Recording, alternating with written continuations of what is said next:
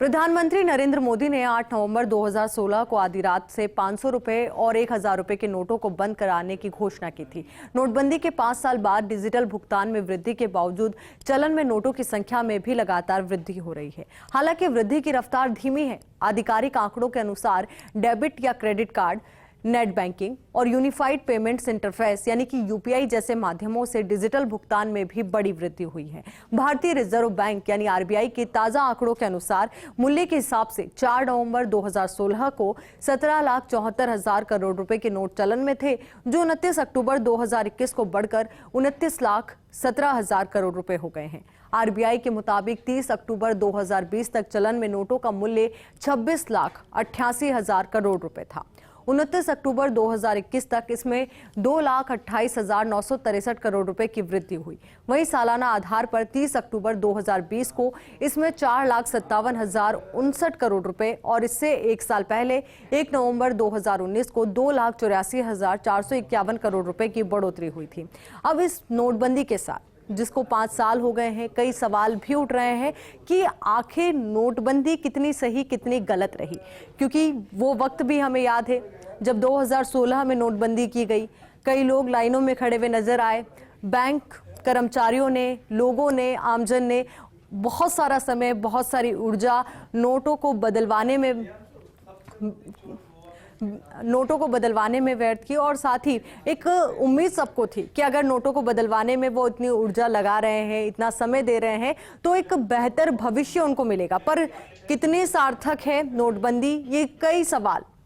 तो वहीं इस वक्त हमारे साथ प्रोफेसर एंडी माथुर, अर्थशास्त्री व डीन जेईसीआरसी यूनिवर्सिटी जुड़ चुके हैं। सर, सबसे पहले फर्स्ट इंडिया पर आपका बहुत बहुत स्वागत है और आपसे जानना चाहेंगे कि आपकी क्या प्रतिक्रिया है नोटबंदी को लेकर, कि नोटबंदी कितनी सही और कितनी गलत रही इन 5 सालों में।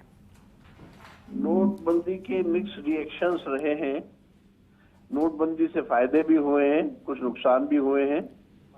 फायदों की अगर बात करें तो लिक्विडिटी में काफी बूस्ट हुआ है और बैंकों को बड़े, जो पहले हाई कॉस्ट डिपॉजिट्स मिलते थे, बड़े लो कॉस्ट डिपॉजिट्स मिलने लगे हैं और लगभग 2.8 ट्रिलियन से उसमें करीब 4.3 ट्रिलियन की वृद्धि हुई है लिक्विडिटी में।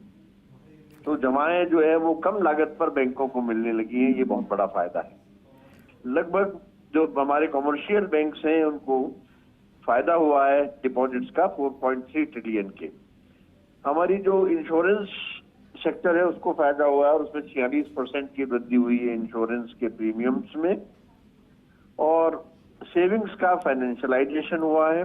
इक्विटी लिंक्ड म्यूचुअल फंड्स बढ़े हैं। लाइफ इंश्योरेंस को फायदा हुआ है। म्यूचुअल फंड्स में लगभग 21.4% 4 ट्रिलियन की वृद्धि हुई है। हमारी कैश इकोनॉमी लगभग 87% हो गई है, जो पहले नहीं थी। और बैंक डिपॉजिट्स में वृद्धि हुई है और जनधन योजना में जो अकाउंट खुले हैं उससे लगभग 50 मिलियन अकाउंट हमने खोले हैं, उससे डिपॉजिट्स बढ़े हैं। अगर थोड़े नेगेटिव पॉइंट्स अगर देखे जाए इसके, तो नुकसान शॉर्ट टर्म के हुए लेकिन फायदे लॉन्ग टर्म के हुए हैं। यानी कि जो महत्वाकांक्षा थी सर सभी की कि एक बेहतर भविष्य मिले भारत को, तो वही साकार करने की कोशिश की गई। वही कोशिश की गई है और स्पेशली आप देखिए आरबीआई की सरप्लसेस जरूर थोड़ी कम हुई हैं और करेंसी सर्कुलेशन माथुर जी, बहुत बहुत शुक्रिया आपका हमारे साथ जुड़ने के लिए और पूरी बातचीत के लिए। अब इसी खबर पर हमारे साथ मंत्री प्रताप सिंह खाचरियावास जी जुड़ चुके हैं। तो खाचरियावास जी, आपसे जानना चाहेंगे आप किस तरीके से देखते हैं नोटबंदी को, क्योंकि 5 साल पूरे हो गए हैं और दावे कई किए गए थे जब नोटबंदी की गई थी। नोटबंदी ने देश को बर्बाद करके रख दिया। आपको पता है, जब पूरी दुनिया में आर्थिक मंदी थी तब भी कभी इस देश में आर्थिक संकट नहीं आया। मनमोहन सिंह जी की उस वक्त तारीफ हुई सब जगह। अचानक आप देश को विश्वास में लिए बगैर नोटबंदी जैसा डिसीजन ले लेते हैं और जो गरीब आदमी जिनके बैंकों में खाते नहीं थे, ये बात तो केंद्र सरकार कहती है कि बैंकों में खाते नहीं थे, हम तो जनधन खुलवाया। तो आपने जनधन, जब बैंकों में खाते नहीं थे, गरीब आदमी का खाता नहीं था, उसको लोगों ने ठग लिया कि तेरे पैसे मैं बदलवा दूंगा, 4 दिन तक 50 दिन दे दो, चौराहे पे खड़ा होकर फांसी पे चढ़ जाऊंगा। ये डायलॉगबाजी से थोड़ा देश चलता है। आप नोटबंदी का उसे मिला क्या? किसी को? पूंजीपतियों को फायदा हुआ, 10-5 अमीरों को फायदा हुआ, गरीब आदमी को तो बर्बाद करके रख दिया। पूरा बिजनेस ट्रांजेक्शन बंद हो गया, मर गए भूख से लोग, बेरोजगारी और भूख से मर गए लोग। तो हालात पूरे देश में क्रिएट हुए, उसके लिए तो केंद्र सरकार जिम्मेदार है। तब मनमोहन सिंह जी ने कहा था कि नोटबंदी से जितना नुकसान हुआ है और आगे भुगतने के लिए तैयार रहना चाहिए। और नोटबंदी से भुगता इन लोगों ने सबने, लेकिन देश के साथ दिक्कत ये हो गई कि आप रोजगार के मुद्दे पर, बेरोजगारी के मुद्दे पर तो चुनाव हो नहीं रहे ना। आप तो लोगों को भ्रमित करके राज करना चाहते हैं, झूठ फरेब और धोखे से राजनीति करना चाहते हैं। अब नोटबंदी पे जवाब दे दे 5 वर्षों में कितनी फायदा हुआ, कौन सा डॉलर मजबूत हो गया और कहां से काला धन आ गया, कौन से अच्छे दिन आ गए। 50 दिन दे दो भाइयों बहनों, फांसी पर चढ़ जाऊंगा। भाई साहब फांसी पर आप तो चढ़ो नहीं, हम नहीं चाहते आप चढ़ो। लोगों को आपने फांसी पर चढ़ा दिया, आत्महत्या का दौर बढ़ा, बेरोजगारी से लोगों ने आत्महत्या कर ली, लोग बर्बाद हो गए, छोटी फैक्ट्रियां बंद हो गई, छोटे उद्योग धंधे बंद हो गए, गरीब आदमी मारा गया। नोटबंदी का नुकसान इस देश में 100 करोड़ से ज्यादा लोगों को नुकसान होगा। 5-10 लोग बचे होंगे जिनको कोई फायदा हुआ होगा, बाकी तो किसी को फायदा हुआ नहीं। बता दे सरकार क्या फायदा हुआ। और नोट बंद कर दिए भाई, ये नोटबंदी के लिए तो ये तक हालात है कि लोग यहां तक चर्चा है कि इसमें क्यों किया ऐसा अचानक, क्या कारण थे, कारण नहीं बता पाई आज तक। नोटबंदी पर तो बीजेपी वाले खुद ही नहीं बोलते, क्योंकि लोग जानते, लोग हंसी उड़ाते हैं कि नोटबंदी क्यों की।